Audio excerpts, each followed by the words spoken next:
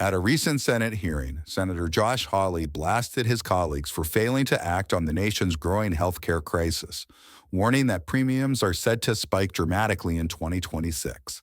He stressed that the time to act is now. Watch his fiery remarks right here. I mean, I think we should just be honest about what we're facing here. This is a crisis. This is a crisis. And I realize that in Washington, it's treated sometimes as a numbers game. It's treated as a white paper to be discussed. But for people at home, they cannot afford to go and see a doctor.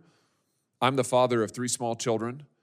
I can't imagine what it would be like to say, I can't afford it. I can't take my kid to the hospital. I mean, we're fairly frequent visitors to the hospital. My family, I've got 2 boys. We're there a fair amount for their various injuries.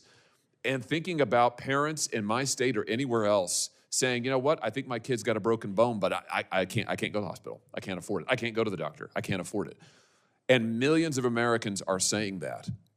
On the subsidies, on the premium tax subsidies, let's just be honest. If we don't do something on this issue, if Congress does not take action on this issue in the next few weeks, this will be a crisis for 24 million Americans and counting. In my state, premiums are already going up by between 24 and 50%, depending on the healthcare plan, depending on the region of the state.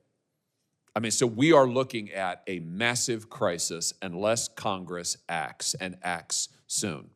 And my message is to the leadership of this body, to the leaders of the House, the leaders of the Senate, maybe it's time you all locked yourselves in a room and got to a solution here, because it's not going to be a solution in a couple of weeks to say, well, we just couldn't get it done. We couldn't think of anything, better luck next year. If that's the attitude that ends up being taken in this body, millions of Americans are going to go without health care coverage. And let's be honest, millions of Americans can't afford it now before we hit the cliff. So I think it's time to get serious here about the crisis that we are facing. We have got to take action. For more congressional news, stay tuned to Congress Clips, and thanks for watching.